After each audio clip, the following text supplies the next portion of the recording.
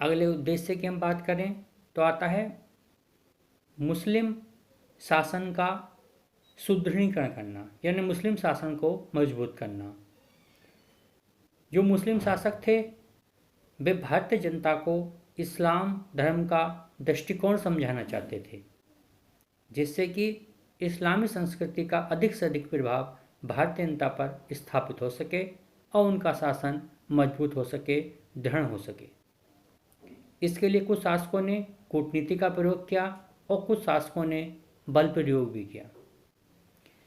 अगले उद्देश्य की हम बात करें, इस्लामी संस्कृति का प्रसार। मुसलमान शिक्षा के द्वारा भारत भूमि पर इस्लामी संस्कृति का सितारा चमकाना चाहते थे।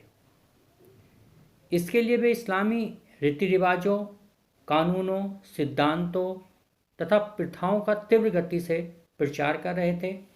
इस दिशा में उन्होंने शिक्षा को उपयुक्त साधन माना, क्योंकि शिक्षा के द्वारा ही इस्लामी संस्कृति का अधिक से अधिक प्रचार और प्रसार किया जा सकता था। अगला उद्देश्य आता है भौतिक सुख की प्राप्ति। इस्लाम धर्म पुनर्जन्म में विश्वास नहीं करता। मनुष्य एक ही बार जन्म लेता है। जैसे वैदिक काल में पुनर्जन्म की बात आती है और कई योनियों की बात आती है कि मनुष्य कई योनियों में जन्म लेता है, परंतु इस्लाम धर्म इसको नहीं मानता। इसलिए इस्लामी शिक्षा में मनुष्य को ऐश्वर्यपूर्ण जीवन, विलासतापूर्ण जीवन व्यतीत करने की बात की जाती है। इसलिए इस्लाम धर्म में यह शिक्षा प्रदान की जाती है कि मनुष्य को अपना जीवन सुख में, विलासतापूर्ण और आकर्षक व्यतीत करना चाहिए। यानी लौकिक जितना ही वैभव ऐश्वर्य है उसको मनुष्य को प्राप्त करना चाहिए। वे धन, मदिरा तथा स्त्री को बहुत अधिक महत्व देते हैं। अगले उद्देश्य की हम बात करें तो आता है धर्म का संरक्षण। इस्लामी शिक्षा खुदा के बंदों में इस्लामी सिद्धांतों, कानूनों, अच्छाइयों तथा प्रथाओं के प्रति श्रद्धा पैदा कर उनमें धार्मिक कट्टरता का सर्जन करती है, जिससे धर्म को संरक्षण प्राप्त हो सके और धर्म अच्छे प्रकार से संरक्षित रह सके, प्रचारित हो सके, प्रसारित हो सके। अब हम बात करते हैं इस्लामी शिक्षा में जो शिक्षा संस्थाएं थीं। तो जो प्रारंभिक शिक्षा दी जाती थी वह मकतबों में दी जाती थी। प्रारंभिक शिक्षा केंद्र जो थे वो मकतब थे। इनमें बालक को अक्षर ज्ञान कराया जाता था। मकतब शब्द अरबी भाषा के कुतुब शब्द से बना है, जिसका अर्थ है लिखना, अर्थात जहाँ लिखना सिखाया जाए वही मकतब है।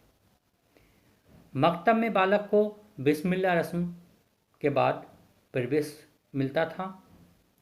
मकतबों में अक्षर ज्ञान, उच्चारण, धार्मिक ग्रंथ, पैगंबर के संदेशों की शिक्षा प्रदान की जाती थी। इसके अलावा कुछ धार्मिक कविताएं,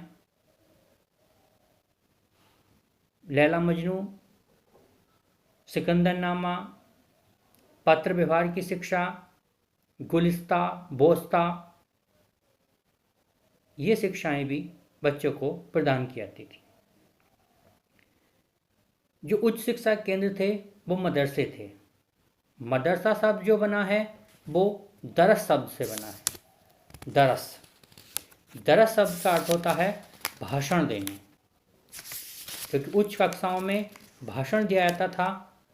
भाषण के द्वारा बच्चों को शिक्षा प्रदान की जाती थी, इसलिए इसको दरस यानी भाषण देने से माना जाता है।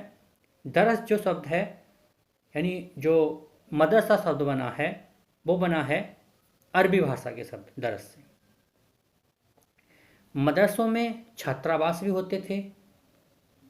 मदरसों में उस्ताद जो होते थे उनके रहने की व्यवस्था होती थी, उनको निःशुल्क खाने की व्यवस्था होती थी और मदरसों से एक मस्जिद भी संबंधित होती थी।